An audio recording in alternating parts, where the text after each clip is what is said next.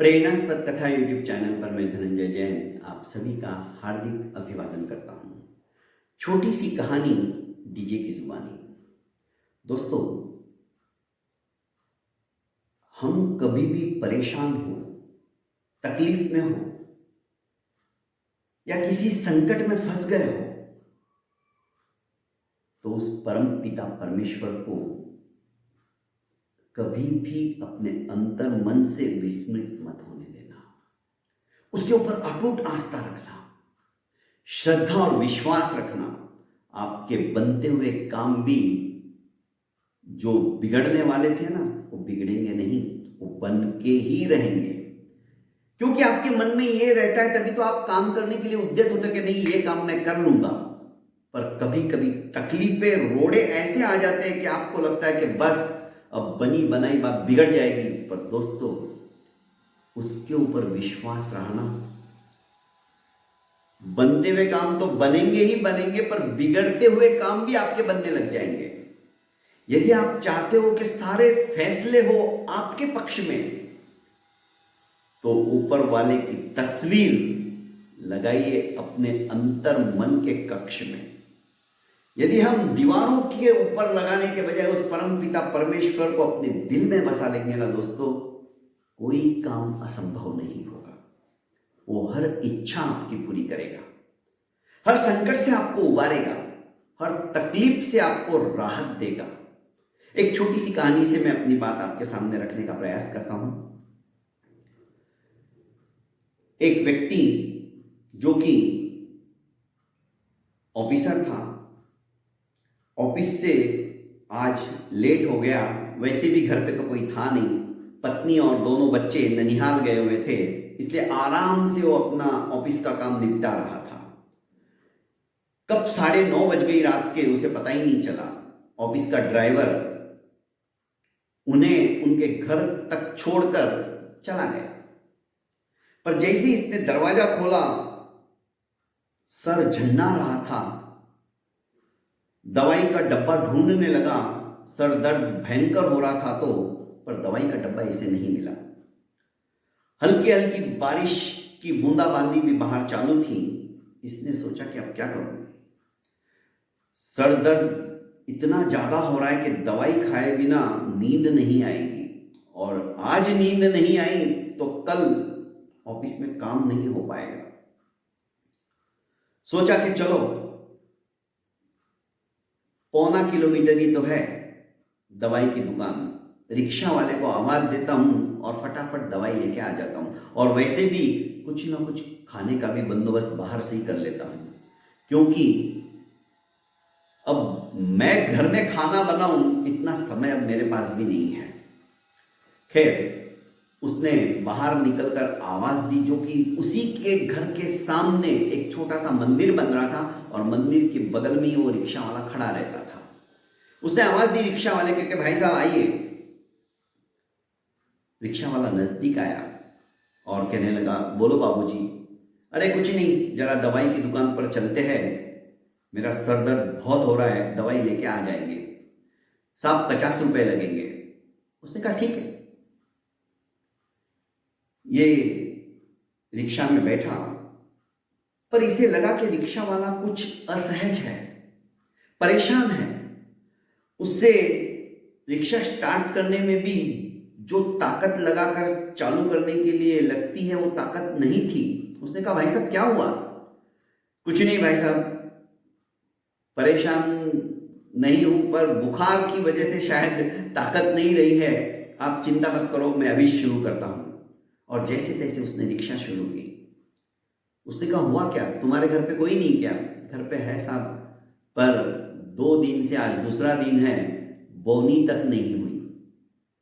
सोचा था कुछ खा लूंगा और दवाई ले लूंगा, 2 दिन से मैं बुखार में तड़प रहा हूं, पर कोई सवारी ही नहीं मिली, तो क्या करता, बैठा हूं भगवान का मंदिर के सामने भजन करता हुआ। ये सोचने लगा, कहीं भगवान ने इसकी मदद के लिए तो नहीं मुझे भेजा। खैर, दवाई की दुकान आ गई थी, इसने अपने सर दर्द की दवाई ली और साथ में इसके लिए बुखार की भी दवाई ले ली। उस दवाई के दुकान वाले ने कहा कि साहब, डेंगू मलेरिया की साथ फैल रही है, ये 3 दिन का कोर्स है, ये दवाई पूरी लेने को बोलो, ठीक हो जाएगा। इसने 3 दिन की दवाई उसके लिए ले ली। रास्ते में फिर बात करते करते चल रहा था तो ये कहने लगा कि साहब, बुरा मत मानिए, आपने एक बार भी नहीं पूछा कि तू 50 रुपए क्यों ले रहा है। 30 रुपए की तो आने जाने की सवारी का भाड़ा होता है, तूने 20 रुपए मेरे से ज़्यादा क्यों लिया। पर मैं क्या बताऊं आपको, मैं भूखा था इसलिए मैंने आपको 50 रुपए कह दिया और आपने मेरे को कुछ कहा भी नहीं। शायद उस भगवान ने मेरी सुन ली। मैं भगवान से प्रार्थना कर रहा था कि भगवान ऐसी कोई अच्छी सवारी भेज जो कि मैं दवाई भी ले सकूं और खा सकूं। इस व्यक्ति ने कहा, तनिक रुको, सामने जो रेस्टोरेंट दिख रहा है ना, मैं थोड़ा सा खाना अपने लिए पैक करवा लेता हूं क्योंकि मेरे घर पे भी आज कोई नहीं है। उसने कहा ठीक है साहब। ये गया और इसने छोले भटूरे का ऑर्डर दे दिया और कहा कि 2 पैकेट पैक करके दे दो। करीब 10-12 मिनट में छोले भटूरे के पैकेट लेके वापस रिक्शा में आके बैठ गया और जैसे ही रिक्शा अपने घर के सामने आके रुकी तो इसने कहा कि भाई साहब, ये आपका पैसा। उसने कहा सर, मेरे पास छुट्टे नहीं है, 50 ही रुपए दीजिए, तो 100 रुपए है। तो उसने कहा नहीं रख लो। सर, मैंने तो आपको रास्ते में ही कहा सवारी का सिर्फ 30 रुपया बनता है, मैं आपसे ऑलरेडी 20 रुपया ज़्यादा ले रहा हूँ और आप मुझे और 50 दे रहे हो। कोई बात नहीं। और हाँ, ये दवाइयों का पैकेट है, इसमें 3 दिन की दवाई है, ये दवाई खा लोगे ना तो तुम बिल्कुल चंगे हो जाओगे। उसने कहा बहुत बहुत धन्यवाद। अरे रुको रुको, ये पैकेट भी है, इसमें छोले भटूरे हैं, ये भी खा लो। पहले ये खाना खा लेना, उसके बाद में दवाई ले लेना और सो जाना, सवेरे तक तो तुम एकदम मस्त हो जाओगे। ये बंदा रोने लगा। इसने कहा हुआ क्या, तुम रो क्यों रहे हो। साहब, वो ऊपर वाला बड़ा दयालु है। मैंने आज सवेरे सवेरे उससे प्रार्थना की थी कि भगवान से कि प्रभु कुछ सवारी तो भेजो, आज दूसरा दिन है, कल से मैंने दाने का एक कण नहीं खाया और आपके रहते हुए यदि आज भी मैं भूखा सो जाऊंगा तो शायद सवेरे उठ भी नहीं पाऊंगा। बुखार अलग, आप देखिए सर, मेरा हाथ लगाइए मेरे सर पे। और इस बंदे ने जब उसके सर पे हाथ रखा, ललाट पे, तो तप रहा था भयंकर बुखार से। सर, उस ऊपर वाले ने आपको फरिश्ता बनाकर भेजा है। और छोले भटूरे, मैं करीब 1 महीने से सोचता था उस रेस्टोरेंट के सामने से निकलते हुए कब मैं छोले भटूरे खाऊंगा, पर मेरे नसीब में कहाँ छोले भटूरे। पर मेरी इच्छा होती थी और आज तो मैंने आपको कहा भी नहीं मेरे लिए भी छोले भटूरे लेके आना। तो साहब, मैं तो उस परम पिता परमेश्वर का धन्यवाद देता हूं कि आज उसने सचमुच में मेरे मन की बात आपके थ्रू फरिश्ता बनाकर करवा दी है।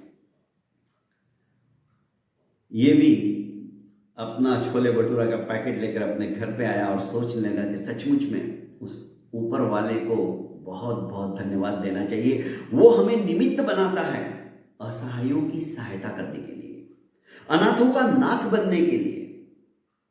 दोस्तों, परम पिता परमेश्वर का प्रसाद समझकर जो कुछ हमारे पास है हम लुटाते चले जाए, हर एक का अच्छा सोचते चले जाए, शायद जिंदगी जीने की कला हम सीख जाएंगे। बहुत बहुत धन्यवाद दोस्तों। प्रेरणास्पद कथा यूट्यूब चैनल को आपने अभी तक लाइक एवं सब्सक्राइब नहीं किया है तो कर लीजिए और ज़्यादा से ज़्यादा अपनों को शेयर कीजिए।